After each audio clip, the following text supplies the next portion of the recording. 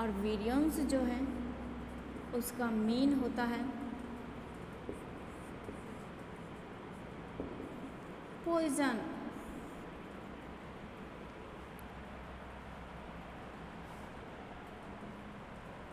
क्या होता है जिसका मीन्स पॉइजन या पॉइजनस, पॉइजन। तो नाम से ही है कि वायरस क्या है, एक पॉइजन है, एक पॉइजन।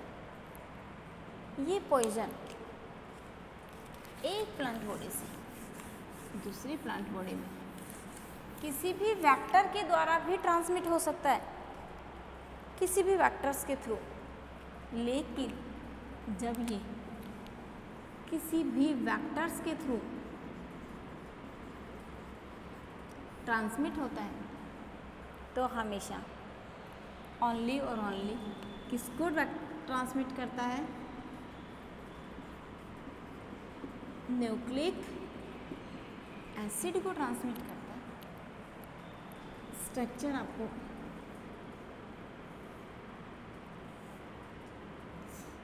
लोअर क्लास में आपने स्टडी की होगी, वायरस स्ट्रक्चर, या हम यूँ कहें virus bodies are composed of nucleic acid and protein coat, composed of protein coat and nucleic acid.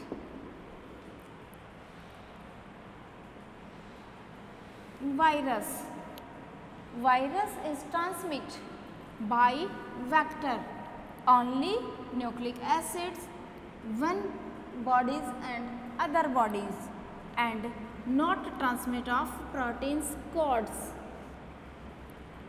only किसको ट्रांसमिट करता है, न्यूक्लिक एसिड को। तो मैं आपको इसको एक लीफ से एक्सप्लेन करती हूँ।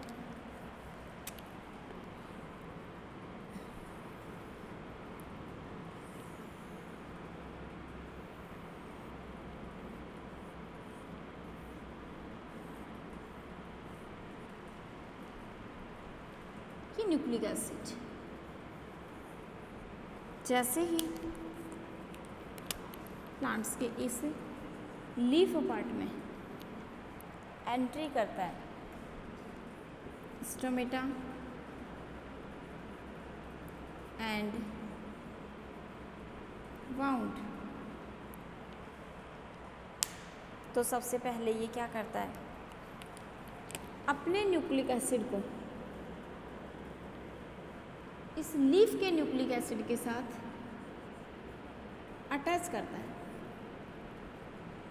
क्या करता है, अटैच करता है अपने न्यूक्लिक एसिड को प्लांट लीफ, प्लांट के जो न्यूक्लिक एसिड है उसके साथ अटैच करता है। ये प्रोसेस आप अपन सेल बायोलॉजी में डिस्कस करते हैं कि एक वायरस अपना किस टाइप से replication, reverse replication, transcription, reverse transcription, translation, reverse translation के प्रोसेस कंप्लीट करता है।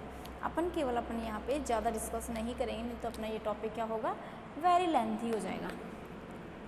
अपन केवल यहाँ यही बताएंगे कि एक वायरस जो है जब अपने किसी भी वेक्टर्स के थ्रू अपने होस्ट प्लांट में जब एंटर करता है तो वाउंड और स्टोमेटा के थ्रू किसको एंटर करवाता है, केवल न्यूक्लिक एसिड को एंटर करवाता है।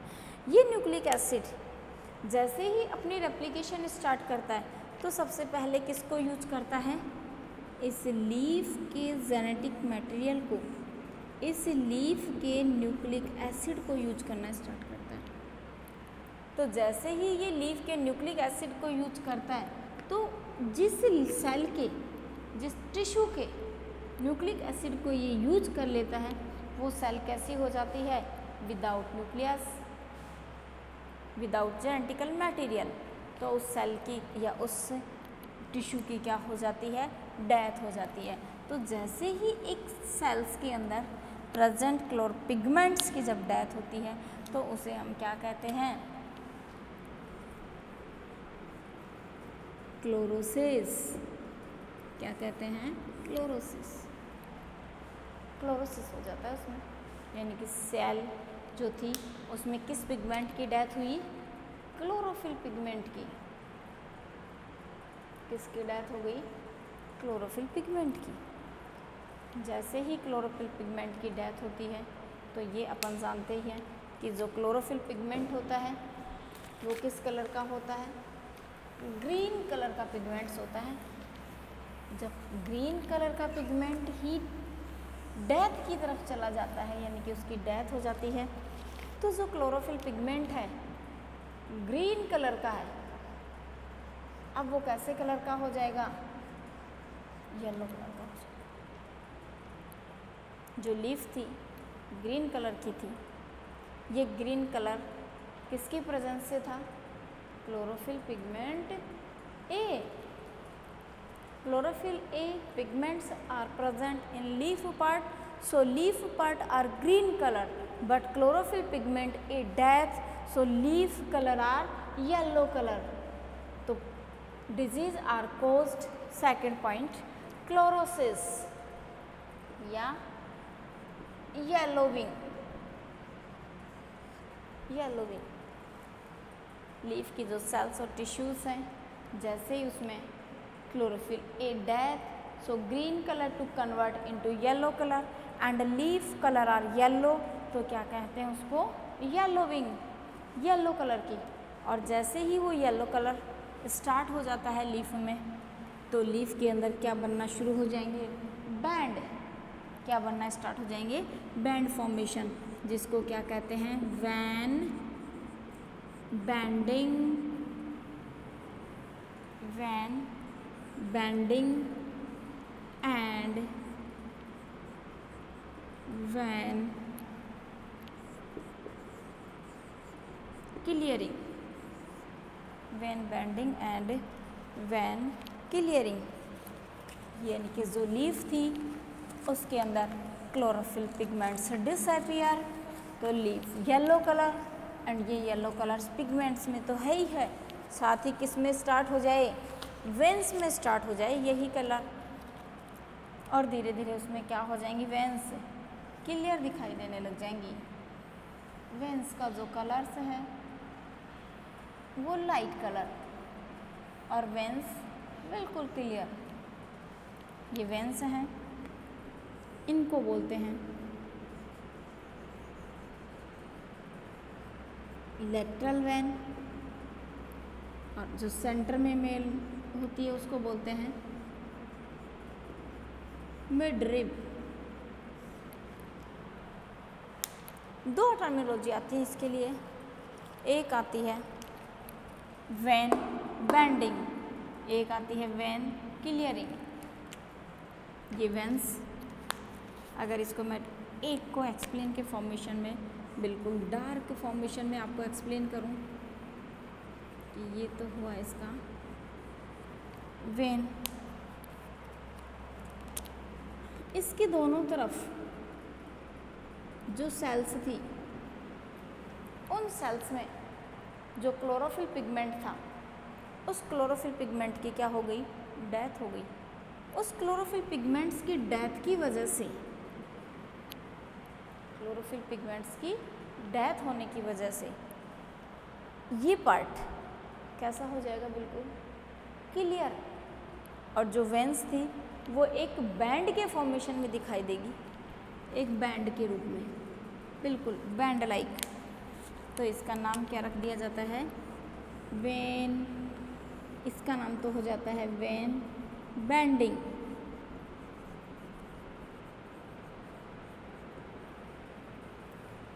जिससे ये वेंस क्या होगी? बिल्कुल क्लियर, स्पष्ट दिखाई देती है, इसलिए इसको क्या कहते हैं?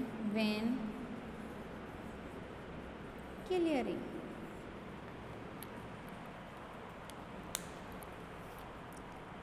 वेन क्लियरिंग, यानी कि chlorosis, yellowing, vein banding, vein clearing, and next point and fourth necrosis. Necrosis. तो हम क्या कह सकते हैं कि एक virus different symptoms are caused plant bodies. So first symptoms are chlorosis and second symptoms are yellowing colour and third symptoms are vein clearing and vein banding. और जब इसके अंदर क्लियर रूप से वेन क्लियरिंग और वेन बेंडिंग हो जाती है तो इन टिश्यू की जो क्या होती जाती है फिर डेथ हो जाती है, जिनके अंदर बैंड के चारों तरफ जो टिश्यू थी, जो सेल्स थी, यानी कि ये सेल्स इनकी क्या हो गई डेथ. और जब cell death and tissue death are called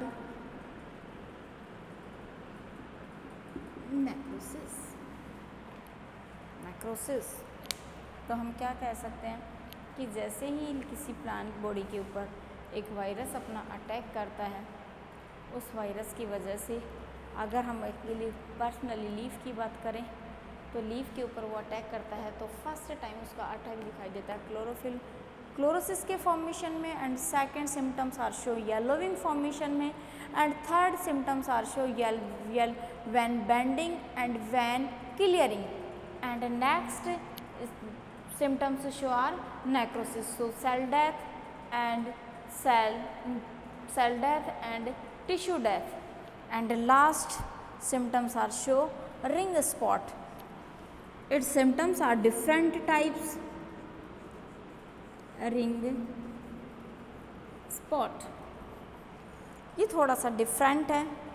ये दिखाई देता है पटेटो में 2 टाइप्स की डिजीज़ होती हैं जिनकी अपन आगे डिटेल से एक्सप्लेनेशन करेंगे. एक डिजीज़ होती है अर्ली ब्लाइट ऑफ पटेटो और एक होती है late blight of potato. Early blight of potato and late blight of potato दोनों डिजीज़ किसकी हैं? पोटैटो की डिजीज़ हैं. दोनों किसके द्वारा होती हैं? वायरस के द्वारा ही होती हैं. एक का नाम PVX होता है, दूसरी का नाम PVY. Potato virus X and potato virus Y. जैसे ही इसके ऊपर कौन अटैक करता है? अर्ली स्टेज में. दोनों के लिए डिफरेंट सिम्टम्स हैं, डिफरेंट इसके लिए पैथोजन है. वायरस के भी टाइप्स होते हैं, उनमें से एक होता है X वायरस, एक होता है Y वायरस.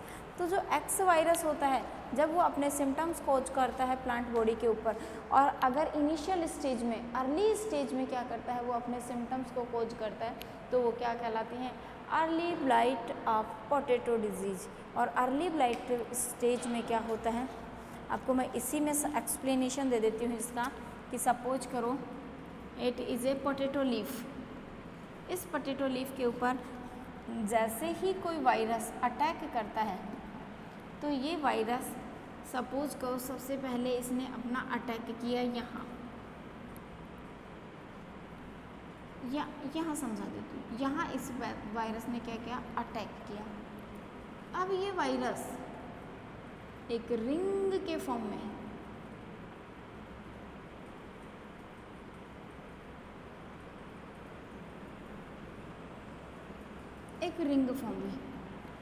क्या करे? अपना सिम्टम्स शो करे. स्पॉट तो दिख ही रहा है, स्पॉट रिंग के फॉर्मेशन में है, इसलिए इसका नाम क्या रखा जाता है? Ring spot. कौन से स्टेज में बनते हैं? अर्ली स्टेज में. किसमें? पोटैटो में. किसके द्वारा? ब्लाइट बैक्टीरिया के द्वारा. एक bacteria PVX potato virus X जब किसके ऊपर? एक प्लांट के ऊपर. जब पोटैटो का सीडलिंग प्लांट होता है, वेजिटेटिव प्रोपेगेशन द्वारा पोटैटो को ग्रो करवाया जाता है, तो जैसे ही वो वेजिटेटिव प्रोपेगेशन करके एक नन्हा प्लांट, एक सीडलिंग के फॉर्मेशन में प्लांट बनाता है, अगर उसी स्टेज के ऊपर क्या करें? उसके ऊपर एक पैथोजन अटैक कर दे तो जो लीफ होती है उसके ऊपर कॉन्सेंट्रिक फॉर्मेशन में, रिंग की फॉर्मेशन में क्या बन जाते हैं? उसके ऊपर स्पॉट बन जाते हैं. ये स्पॉट सारे किसके फॉर्मेशन में होते हैं? एक रिंग के फॉर्मेशन में होते हैं, इसलिए इसको क्या कहते हैं? Ring spot. Ring spot. ये अपने डिजीज सिम्टम्स जो हैं आज अपने कंप्लीट होते हैं वायरस के। नेक्स्ट जो सिम्टम्स हैं वो अपन स्टडी करते हैं माइकोप्लाज्मा के। जैसे एक बैक्टीरिया, एक वायरस और एक फंगस डिजीज़ कोज करती है, वैसे ही एक डिजीज़ कोज करते हैं माइकोप्लाज्मा भी। तो next topic are discussion of symptoms cause by mycoplasma. Mycoplasma terminology of a phytoplasma terminology, so called infected of plant bodies and animals bodies. Animals bodies are infected part of mycoplasma called are spiroplasma, and plant bodies are infected mycoplasma part of phytoplasma. The next headings, symptoms caused by mycoplasma.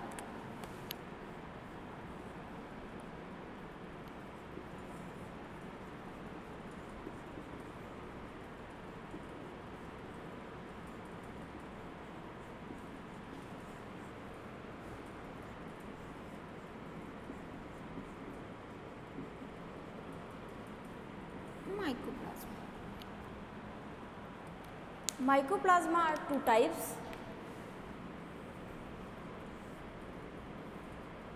First,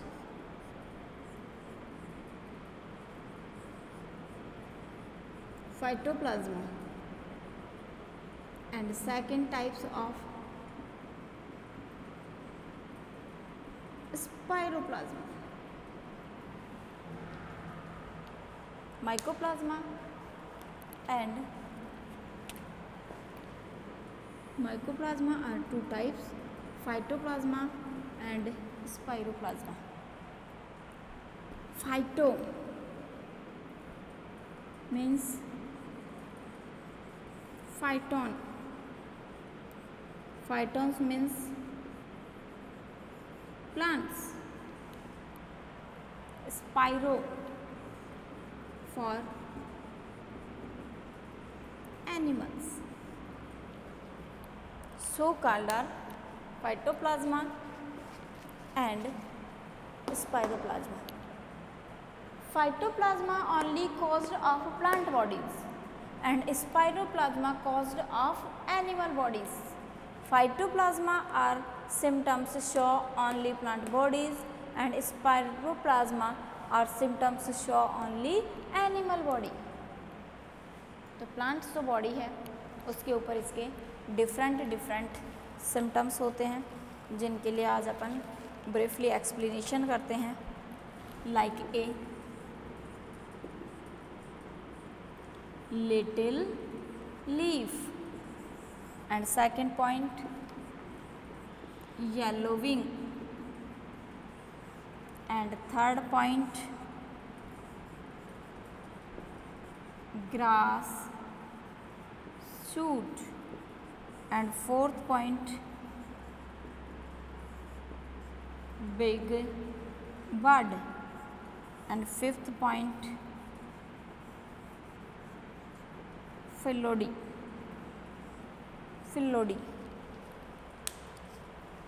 Little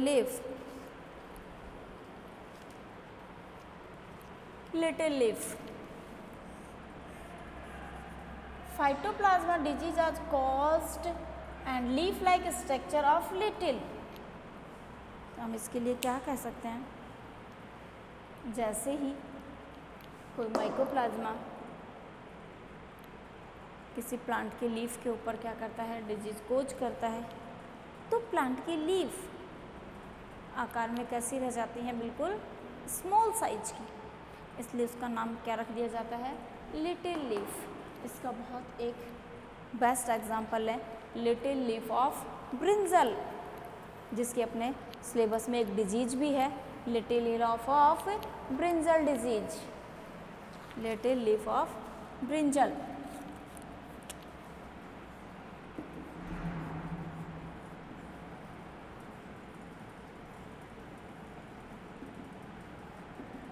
brinjal, little leaf of brinjal.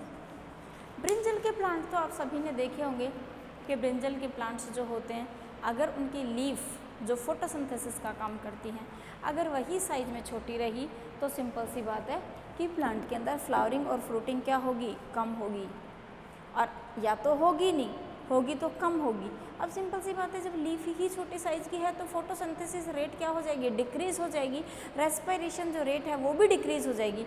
जब photosynthesis rate ही decrease हो जाती है तो उस पर लगने वाले fruit जो है वो कैसे होंगे, स्मॉल साइज़ के होंगे।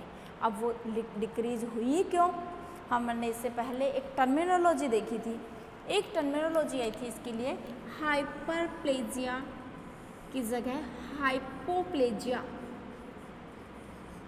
Hypoplasia and hypotrophy. Decrease, hypo means decrease, decrease of size and decrease of number cell।